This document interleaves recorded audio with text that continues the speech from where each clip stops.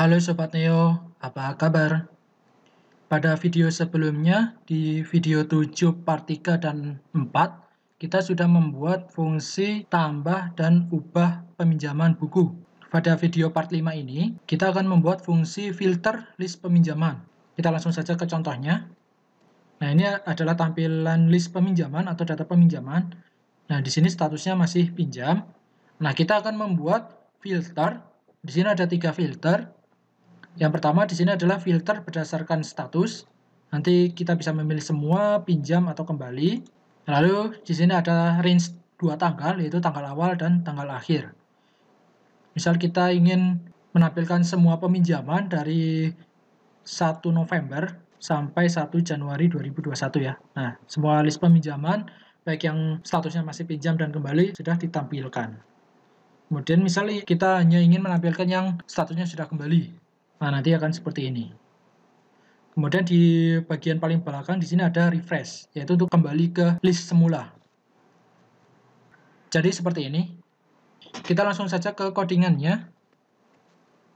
Langkah pertama kita buat filternya terlebih dahulu.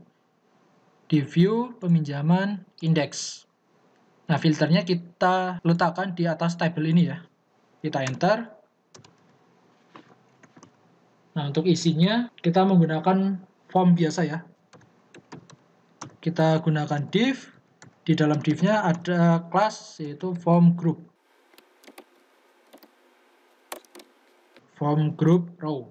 Kemudian di sini ada label. Yang pertama adalah filter.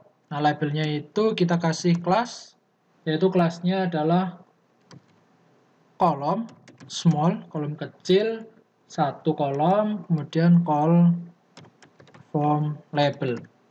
Lalu yang kedua, kita menggunakan div untuk form statusnya atau dropdown statusnya. Kemudian untuk kelasnya adalah call sm 2 kolom saja. Nah, di sini isinya adalah select ya. Select. Dan selectnya itu dia memiliki atribut kelas. Kelasnya adalah form control. Form control sm. Lalu ID-nya adalah status. Kemudian kita kasih title adalah status. Nah, di dalam select ada option. Option yang pertama adalah semua. Option yang kedua adalah pinjam. Lalu option yang ketiga kembali. Untuk value-nya juga untuk semua berarti semua. Untuk option pinjam berarti value-nya adalah pinjam. Untuk option kembali berarti value-nya adalah kembali. Kita cek dulu di aplikasi kita, yaitu aplikasi Perpus di list peminjaman. Nah, seperti ini ya. Sudah ada filternya. Kemudian di sini ada tanggal. Kita gunakan div lagi. Div itu untuk membuat kolom. Ini sangat membantu jika kita menggunakan field-nya itu segaris atau sejajar gitu ya. Jadi tidak atas bawah. Kita menggunakan kelas lagi, kelasnya call 2 lagi. Lalu di sini ada inputan. Inputannya tipenya adalah date.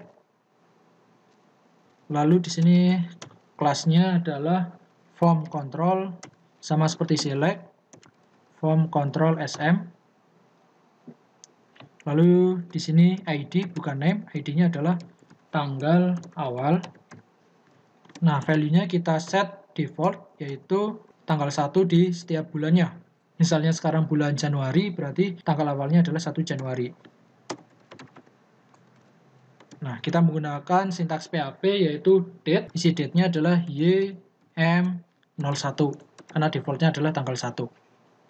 Lalu yang kedua ada tanggal akhir ya. Kita kopikan saja, kita ganti ID-nya adalah tanggal akhir. Nah, untuk tanggal akhir berarti di tanggal terakhir. Bulan Januari berarti tanggal terakhirnya adalah tanggal 31. Nanti ini menyesuaikan otomatis ya. Berarti kita menggunakan YMT. T itu dia untuk mendapatkan tanggal terakhir setiap bulannya. Kita coba, kita refresh. Nah, seperti ini ya. kita kurang title. Title-nya kita kasih yang pertama adalah tanggal awal. Yang kedua adalah tanggal akhir. Nah, yang pertama status, kemudian tanggal awal, tanggal akhir. Misal untuk memperjelas mungkin kita bisa kasih span saja di atas filternya. Di atas ini kita kasih span. Isi span-nya adalah filter berdasarkan status dan range tanggal. Nah, seperti ini. Kita refresh. Nanti seperti ini ya. Mungkin kita perkecil atau kita ubah warnanya. Nah, di sini kita membutuhkan atribut yang namanya style. Atribut style itu digunakan untuk bermain dengan CSS ya. Misalnya warnanya kita ubah menjadi red, lalu font style. Kita ubah font style-nya adalah italic, yaitu miring. Lalu font size, misalnya font size-nya adalah 12. Kita refresh. Nah, seperti ini ya. Ini untuk filternya sudah jadi. Nah, sekarang tinggal kita membuat fungsi ketika filter ini dipilih atau tanggalnya dipilih atau berubah, itu nanti dia secara otomatis langsung reload halaman sesuai dengan filter yang dipilih ini. Oleh karena itu, kita buat dulu query-nya. Kita ke model peminjaman. Untuk query-nya mungkin kita samakan dengan list peminjaman. Kita kopikan saja, kita letakkan di bawah sini, di atas insert. Kita paste, kemudian kita ubah yaitu filter list peminjaman, misalnya seperti ini. Nah, filter list peminjamannya itu berdasarkan apa? Yang pertama berdasarkan status, kemudian yang kedua adalah tanggal awal, kemudian yang ketiga adalah tanggal akhir. Lalu untuk where-nya kita hapus terlebih dahulu. Nah, di atas ini kita membutuhkan pengecekan. If, jika status yang dipilih adalah semua, berarti dia hanya filter berdasarkan tanggal awal dan tanggal akhir. Nah, yang pertama adalah jika statusnya yang dipilih adalah semua, berarti filternya itu berdasarkan range 2 tanggal, yaitu tanggal pinjamnya itu range-nya itu di antara tanggal awal dan tanggal akhir. Berarti where p titik tanggal pinjam range 2 tanggal lah, berarti kita menggunakan between. Yang pertama adalah tanggal awal and tanggal akhir. Seperti ini. Itu jika statusnya yang dipilih adalah semua. Nah, jika tidak semua berarti else. Else-nya berarti filternya kita kopikan saja. Jika statusnya tidak semua, berarti antara pinjam atau kembali, kita tambahkan n p status pinjam sama dengan status. Seperti ini. Kita tekan Shift ALT-F. Nah, seperti ini ya. Saya ulangi. Jadi, jika statusnya adalah semua, berarti dia nanti tidak ada filter berdasarkan status. Jadi, dia hanya filter berdasarkan tanggal pinjam. Jadi tanggal pinjamnya itu antara tanggal awal sampai tanggal akhir. Kita menggunakan query between. Nah, jika statusnya yang dipilih tidak semua, berarti ada dua, yaitu antara pinjam atau kembali. Berarti kita tambahkan status pinjamnya adalah status. Jadi nanti filternya berdasarkan tanggal pinjam dan status. Seperti itu ya. Nah, kemudian untuk filternya kita tambahkan di query-nya sini, yaitu filter. Oke, sudah. Sekarang kita ke controller. Kita membuat fungsi filternya ya. Kita ke controller peminjaman. Anggap saja fungsinya semuanya sama seperti index. Kita kopikan saja dari index. Kita ganti filter. Nah, filternya ini tadi berdasarkan apa? Status, tanggal awal, dan tanggal akhir. Untuk fungsinya di sini adalah filter ya. Nah, ini kita kopikan saja sama. Jadi nanti di fungsi filter ini, list datanya itu adalah list peminjaman yang sudah difilter tadi. Jadi nanti akan mengakses filter peminjaman. Jadi nanti akan mengakses ini. Untuk model atau query dan controllernya, fungsi filternya sudah siap. Sekarang tinggal kita akses di halaman view-nya atau di halaman indeksnya. Nah, di halaman indeks ini kita membutuhkan yaitu script ya. Nah, script yang pertama kita membutuhkan fungsi filter. Misalnya filter data seperti ini ya. Nah, filter datanya itu dia mengambil yang pertama adalah status. Berarti dari status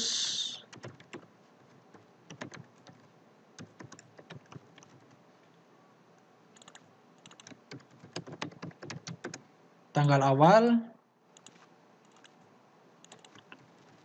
dan tanggal akhir. Seperti ini ya. Jadi nanti dia akan mengakses atau memperoleh dari ID status, tanggal awal, dan tanggal akhir yang dipilih. Jika sudah, kemudian dia mengakses fungsi filter yang ada di controller peminjaman yang baru saja kita buat. Nah, untuk di JavaScript sendiri, untuk mengakses suatu halaman yang berupa link, kita menggunakan window location.href. Jadi ini sama aja dengan A yang ada di PHP ya. Jadi nanti ini sama saja dengan ahref. Intinya seperti itu. Kalau di PHP berarti dia ahref, kalau di JavaScript dia menggunakan window location href. Nah, untuk isinya dia mengakses base URL, kemudian controller peminjaman, fungsi filter. Nah, di sini dia ada 3 parameter. Yang pertama adalah status.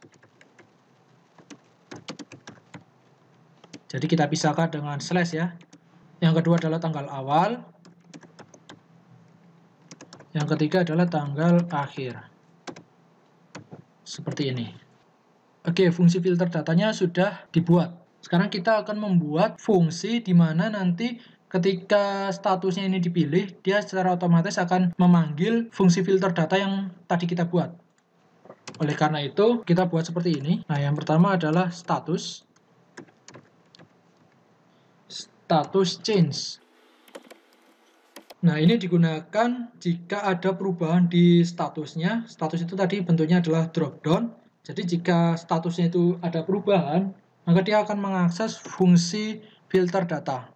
Function filter data. Seperti ini. Ini berlaku untuk tanggal awal dan tanggal akhir juga. Kita kopikan saja.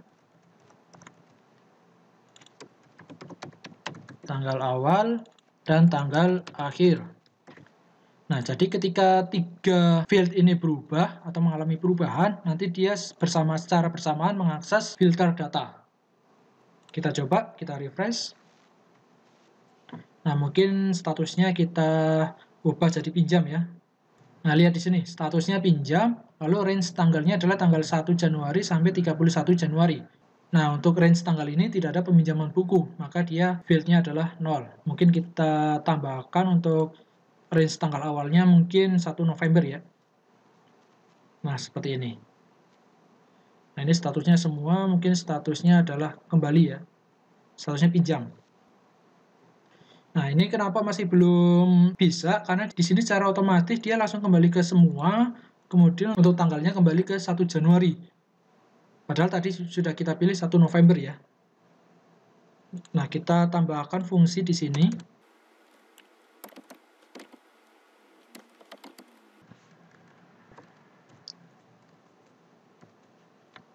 Nah, kita tambahkan fungsi dokumen read ini. Jadi dokumen read ini digunakan ketika halaman itu di-load, pertama kali dia akan mengakses fungsi yang ada di dalam dokumen read ini. Yang pertama filternya, kita cek filternya. This URI segment.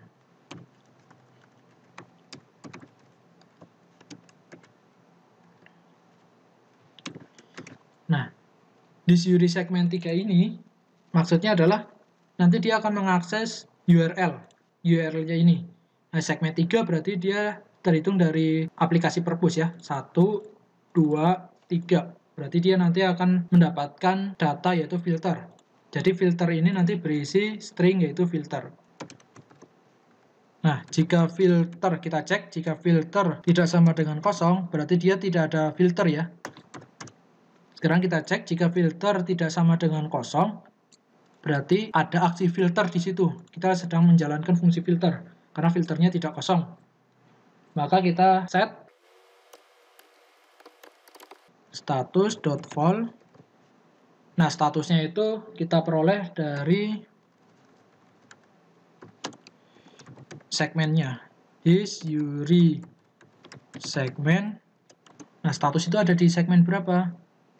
Kalau filter ada di segmen 3, berarti pinjam ini adalah status, berarti dia di segmen 4. Oh, maaf. Untuk segmen, itu perhitungannya itu dimulai dari 0 ya. Jadi, dari aplikasi Perbus itu 0. Jadi 0, 1, 2, 3. Berarti jika segmen 3 berarti dia pinjam. Berarti status ya, filter, berarti filternya itu dia tidak kosong. Berarti dia untuk status berarti ada di segmen 3. Kemudian untuk tanggal awal, dia segmen 4. Dan tanggal akhir, dia segmen 5. Kita coba saja. Kita refresh, kita coba akses peminjaman buku ulang ya. Nah, dari awal statusnya adalah semua, terus tanggalnya adalah tanggal 1 sampai tanggal 31. Ini segmennya kosong ya, berarti dia tidak ada filter di sini. URL-nya itu tidak menjalankan fungsi filter. Nah, sekarang kita filter, mungkin filter pinjam ya. Nah, di sini secara otomatis dia ada segmen di sini, ada segmen 3 yaitu pinjam. Nah, secara otomatis untuk statusnya dia langsung ngikutin URL di sini. Nah, untuk tanggal awal juga nanti akan mengikuti URL di sini, begitu juga tanggal akhir dia akan mengikuti URL di sini. Untuk awalnya mungkin kita coba 1 Januari ya. 1 November. Nah, di sini 1 November ya. Oke, dia ada peminjaman. Kemudian seterusnya kembali. Jika statusnya semua, nanti tampilannya seperti ini. Kemudian kita tambahkan refresh di sini ya. Refresh itu nanti digunakan untuk kembali ke halaman awal. Jadi untuk menghapus filternya. Jadi kita tidak akan memfilter lagi. Nah, untuk refreshnya kita tambahkan di bagian paling belakang dari filter ya. Kita menggunakan div.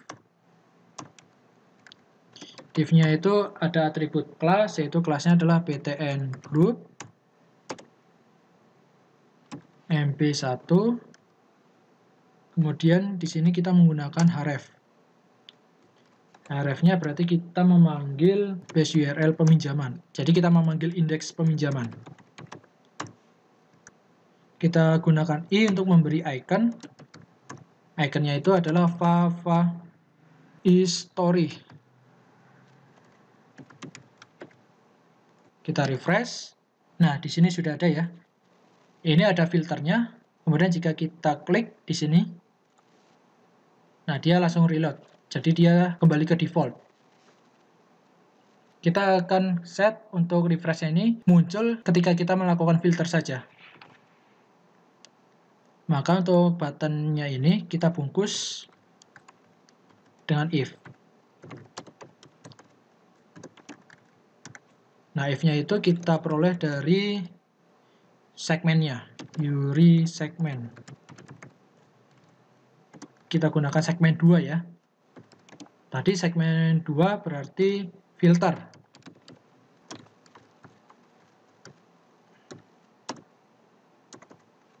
Kemudian kita kasih and if-nya. Kita save altf. Nah, sekarang kita refresh. Nah, di sini belum ada filter ya. Jadi refresh-nya hilang. Coba kita filter pinjam. Nah, di sini segmen 2 adalah filter. Nah, di sini buttonnya muncul. Kita klik, dia kembali ke default. Oke, berikut untuk tutorial membuat filter di list peminjaman. Mungkin nanti bisa diterapkan di list-list yang lain. Konsepnya semuanya sama. Semoga tutorial ini bermanfaat. Sampai jumpa di tutorial selanjutnya.